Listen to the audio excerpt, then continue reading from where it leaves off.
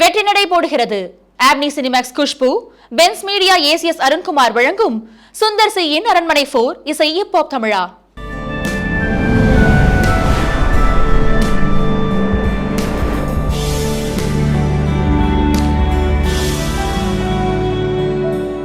பிரபல வில்லன் நடிகரான மன்சூர் அலிகான் ராஜாஜி ராஜ, ராஜ மார்த்தாண்ட, ராஜ குலோத்தங்க, ராஜ கம்பீர, காத்தவராய, கிருஷ்ண காமராஜன் அப்படின்ற பெயர்ல ஒரு திரைப்படத்தை எடுத்திருந்தார்.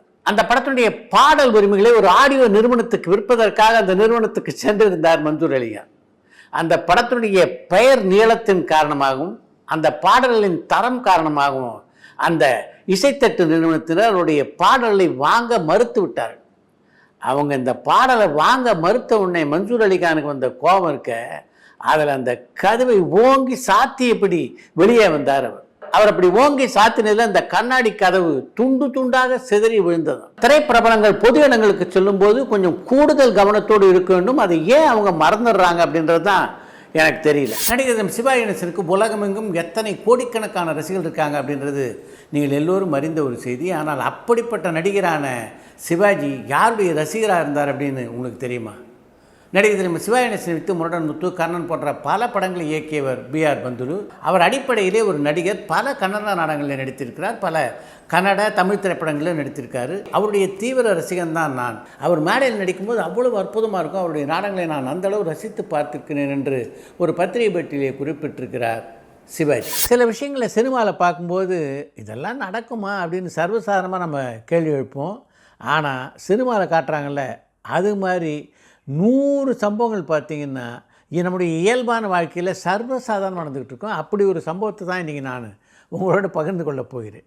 குமாரி திரைப்படத்தில் எம்ஜிஆர் கதாநாயகன் நடித்தார். உதவி இயக்குனராக இருந்த ஏசி திருலோச்சன்ட்டு ஒரு நாள் எம்ஜிஆர் கேட்டார், இப்போ எனக்கு எந்த கட்சியிலையும் பெரிய நாட்டம் இல்லை, ஆனால் நான் ஒரு அரசியல் கட்சி ஆரம்பித்தேன்னா வெற்றி பெற முடியுமா, நீங்கள் என்ன சொல்கிறீங்கன்னு. கொஞ்சம் நேரம் யோசித்து ஏசி திருலோச்சந்தர் எம்ஜிஆர்கிட்ட சொன்னாரா, நிச்சயமாக நீங்கள் வெற்றி பெறலாம், ஆனால் அதுக்கு நீங்கள் கொஞ்சம் காலம் காத்திருக்கணும். ஏன், எதுக்காக காத்திருக்கணும் அப்படின்னு எம்ஜிஆர் கேட்டபோது, இப்போ தான் உங்களுடைய நடிப்பு காரணமாக உங்களுக்குன்னு ஒரு ரசிகர் கூட்டம் கூட ஆரம்பிச்சிருக்கு, அந்த கூட்டம் மிகப்பெரிய கூட்டமாக வளரணும். அதுக்கப்புறம் கூட பார்த்திங்கன்னா பெருந்தலைவர் காமராஜ், அறிஞர் அண்ணா இவங்கெல்லாம் எப்படி ஒரு கட்சியிலே தங்களை இணைத்து கொண்டு அங்கேருந்து தன்னுடைய கட்சியை வளர்த்து அவங்களும் புகழ் பெற்றாங்களோ, அது மாதிரி நீங்களும் உங்களை ஒரு கட்சியில் இணைத்து கொண்டு அந்த கட்சியை வளர்த்து நீங்களும் வளர்ந்தீங்கன்னா நல்லது. முதல்ல அந்த கட்சியில் சேர்ந்து பணியாற்றுங்க. அதுக்கப்புறம் உங்களுக்குன்ற சில கொள்கைகள் இருக்குது, கோட்பாடுகள் இருக்குது, அதையெல்லாம் அமுல்படுத்தணும்னு உங்களுக்கு தோணுச்சுன்னா நீங்கள் தனி கட்சி ஆரம்பிக்கலாம் என்று எம்ஜிஆரிடம் சொன்னாராம் ஏசி திருலோச்சந்தர். இந்த உரையாடல் ஏசி திருலோச்சந்தருக்கு எம்ஜிஆருக்கும் இடையே நடந்தபோது தான் ஒரு கட்சியில் சேரப்போகிறோம், அதுக்கப்புறம் அந்த கட்சியிலிருந்து விலகி ஒரு கட்சியை ஆரம்பித்து இந்த தமிழகத்தை ஒரு 11 ஆண்டு காலம் ஆளப்போகிறோம் என்று எம்ஜிஆருக்கு 1% கூட தெரிந்திருக்க வாய்ப்பில்லை. ஆனால் இது எல்லாமே நடந்தது. ஏவிஎம் நிறுவனத்துக்காக எஸ்பி முத்துராமன் இயக்கிய திரைப்படம் தான் நல்லவனுக்கு நல்லவன் என்ற திரைப்படம். அந்த படத்தில் ரஜினிகாந்த் கதாநாயகன் நடித்திருந்தார். தொழிலாளிக்கும் முதலாளிக்கும் உள்ள பிரச்சனைகளை விளக்குகின்ற ஒரு திரைப்படம் தான் அது. அதில் தொழிலாளர் பிரச்சனைகளை மிகச்சிறப்பாக எடுத்து காட்டியிருப்பார் எஸ்பி முத்துராமன். அப்படி ஒரு காட்டியதுக்கு மிக முக்கியமான காரணம் என்னென்னா அவருக்கு அதில் இருந்த அனுபவம். ஒரு காலகட்டத்தில் ஏவிஎம் நிர்வாகத்துக்கும் அந்த நிறுவனத்திலே பணியாற்றிய தொழிலாளருக்கும் இடையே ஒரு மிகப்பெரிய பிரச்சனை ஏற்பட்டது. அந்த பிரச்சனையை ஒரு சிலர் வேண்டுமென்றே உருவாக்கினார்கள். அதன் காரணமாக அந்த ஸ்டூடியோவே பல மாத காலம் மூடி கிடக்கின்ற ஒரு சூழ்நிலையே ஏற்பட்டது. இப்படிப்பட்ட சூழ்நிலையில் இனியும் சென்னையில் அந்த ஸ்டூடியோ நடத்த வேண்டாம், பெங்களூருக்கு போயிடுவோம் என்று முடிவெடுத்து விட்டார் ஏவிஎம் ஐயப்ப செட்டியார். அப்போ எஸ்பி முத்துராமன் போன்ற ஏவிஎம் நிறுவனத்துடைய வளர்ச்சியிலே அக்கறை கொண்ட சிலர் மையப்ப செட்டியாரை சந்தித்து பேசினாங்க. எங்களுக்கு 1 வார காலம் அவகாசம் கொடுங்க, நாங்கள் நிச்சயமாக தொழிலாளர்களை பேசி ஒரு இணக்கமான முடிவுக்கு கொண்டு வருகிறோம் என்று மையப்ப செட்டியாரிடம் சொல்லிவிட்டு அந்த முயற்சியை மேற்கொண்டார்கள்.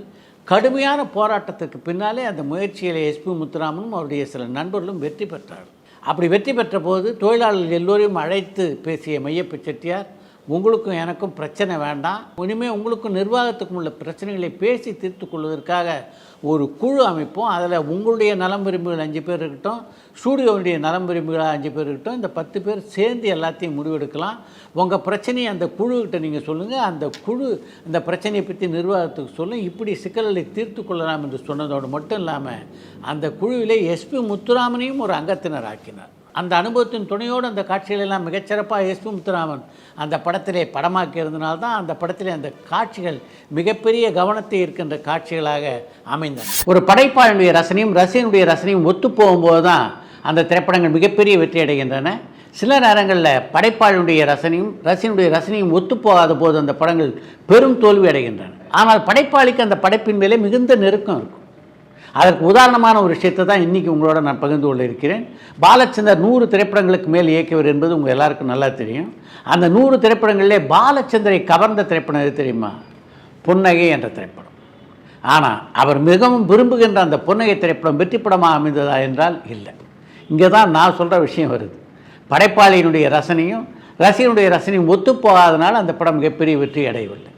உங்களுக்கு பிடிச்ச படம் புன்னகை, அது மாதிரி இந்த படம் எனக்கு பிடிக்காத படம், இந்த படத்தை நான் எடுத்திருக்கவே வேண்டாம் அப்படின்னு நீங்கள் அந்த படத்தையாவது நினைச்சதுண்டா என்று பாலச்சந்தரை பார்த்து ஒரு ரசிகர் கேட்டபோது, அப்படி எந்த படத்தையும் நான் எடுத்ததில்லை, ஆனால் அதே வேளையில் எனக்கு பிடிக்காத பல திரைப்படங்கள் மிகப்பெரிய வெற்றி படங்களாக அமைந்ததுண்டு என்று குறிப்பிட்டிருக்கிறார் கே. பாலச்சந்தர். நடிகர்களும் சிவகணேசன் தொடங்கி தமிழ் சினிமாவுடைய முக்கியமான ஆளுமைகள் எல்லோருடனும் இணைந்து பணியாற்றுகின்ற வாய்ப்பினை பெற்றுள்ள கதாசிரியர் ஆர். செல்வராஜுக்கு கலைஞர் மு. கருணாநிதி, புரட்சித் தலைவர் ஜெயலலிதா ஆகிய இருவருடனும் இணைந்து பணியாற்ற முடியவில்லையே என்ற ஏக்கம் இன்று வரையிலே அவருடைய மனதிலே இருக்கிறது. அவர்கள் 2 பேருடனும் இணைந்து பணியாற்றுகின்ற வாய்ப்பு அவருக்கு கிடைக்கல அப்படின்னு சொல்ல முடியாது. கிடைத்தது, ஆனால் கை நழுவி போனது என்று தான் சொல்ல வேண்டும். கலைஞர் இல்லத்திலிருந்து கதாசிரியர் செல்வராஜ் பிரபலமான கதாசிரியராக இருந்தபோது அவருக்கு அழைப்பு வந்தது.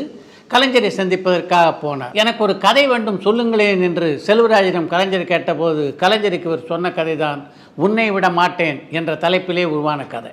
அந்த தலைப்பே கலைஞருக்கு மிகவும் பிடித்திருந்தது. இன்று இரவு நான் மதுரைக்கு பாண்டியன் ரயிலிலே செல்கிறேன், என்னுடன் வர முடியுமா? இந்த கதையை பற்றி விவாதித்து கொண்டே போகலாம் என்றார் கலைஞர். அப்போது செல்வராஜுடைய தந்தை மருத்துவமனையில் அனுமதிக்கப்பட்டிருந்தார். அதனால் அந்த வாய்ப்பை உடனடியாக செல்வராஜால் ஏற்றுக்கொள்ள முடியவில்லை. அதற்கு பின்னாலே சில பல தடங்கள் காரணமாக அறிவிப்போடு அந்த படம் அப்படியே நின்று போனது. அதே மாதிரி தான் புரட்சித் தலைவர் ஜெயலலிதாவோடு பணியாற்றுகின்ற வாய்ப்பு. பாரதி ராஜா முதலாக இயக்க இருந்த படத்திலே முத்துராமனும் ஜெயலலிதாவும் தான் ஜோடியாக நடிப்பதாக இருந்தது.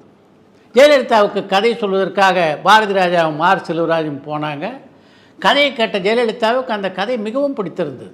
பாரதி ராஜாவை பார்த்து இந்த கதையை நீங்கள் இப்படியே எடுத்து விட்டால் போதும் என்றார். ஆனால் சில பல காரணங்களால் அந்த படமும் அறிவிப்போடு நின்று போனது. அதற்கு பின்னால் அதே கதையைத்தான் பாரதி ராஜா புதுமை பெண் என்ற பெயரிலே ரேவதி கதாநாயகன் நடிக்க ஏவிஎம் நிறுவனத்துக்காக இயக்கினார் என்பது வேறு விஷயம். இப்படி 2 மாபெரும் ஆளுமைகளோடு இணைந்து பணியாற்றக்கூடிய வாய்ப்பு கிடைத்தும் கடைசி நேரத்திலே அது தன் கைக்கு கிட்டவில்லையே என்ற ஏக்கம் இன்று வரையிலே கதாசிரியர் செல்வராஜுக்கு இருக்கிறது என்பதுதான் நிஜம். இன்று பல திரைப்படங்களுடைய படப்பிடிப்புகள் வெளிநாடுகளில் நடந்து கொண்டிருக்கின்றன. சில படங்களுடைய படப்பிடிப்பு அமெரிக்காவில் கூட நடக்குது. ஆனால் பல ஆண்டுகளுக்கு முன்னால் அமெரிக்காவிலே ஒரு தொலைக்காட்சி தொடரையே படமாக்கியிருக்காங்க. அந்த தொலைக்காட்சி தொடரை இயக்கியவர் சித்ராலயா கோப்பு. அதற்கு கதை வசனம் எழுதியவர் சாவி என்ற வாரப்பத்தினுடைய ஆசிரியராக இருந்த சாவி. நகைச்சுவையாக எழுதுவதிலே சாவிக்கு நிகர் சாவிதான் என்று சொல்லுகின்ற அளவுக்கு மிகவும் சிறப்பாக எழுதக்கூடிய ஒரு எழுத்தாளர் தான் சாவி. அவருடைய வாஷிங்டனில் திருமணம் என்ற கதை தொடராக ஆனந்தவுடனிலே வந்தபோது அப்படி ஒரு வரவேற்பை ரசிகர் மத்தியிலே பெற்றது.